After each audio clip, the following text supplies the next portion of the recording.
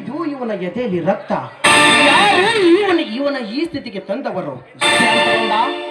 ಏನಾಯ್ತಪ್ಪ ನಿನಗೆ?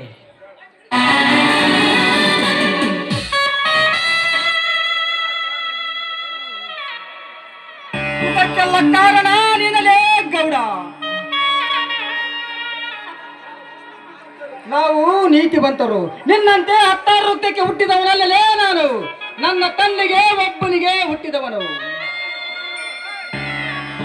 ನನಗೀಗ ಪ್ರಾಣ ಮುಖ್ಯವಲ್ಲ, ಶೀಲ ಉಳಿಸಿಕೊಂಡ ಮಾನ ಮುಖ್ಯ.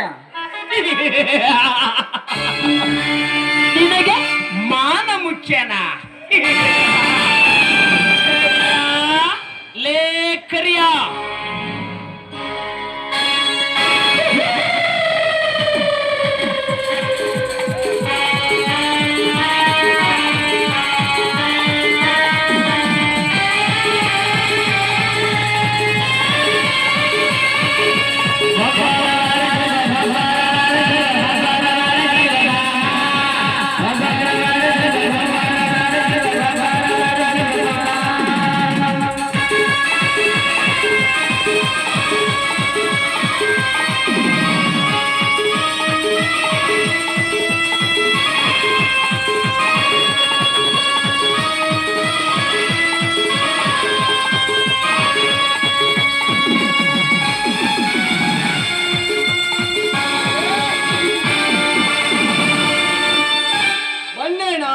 ಅದೇನೆಂದು ನನಗೆ ಆಜ್ಞೆ ಮಾಡಿರಿ.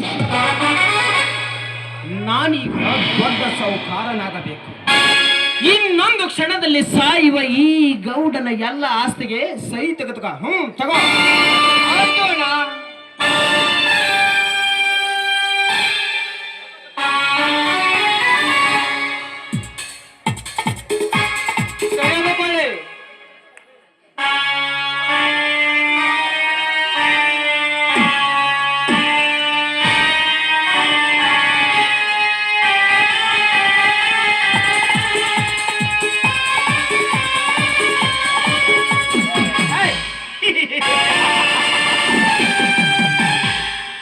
ಕೋಟ್ಯಾಧೀಶ್ವರ,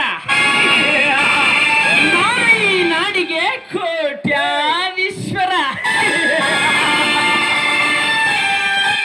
ಕರಿಯ, ಈಗ ಈ ಗೌಡ ಹಲ್ಲು ಕಿತ್ತ ಹಾವಾಗಿದ್ದಾನೆ.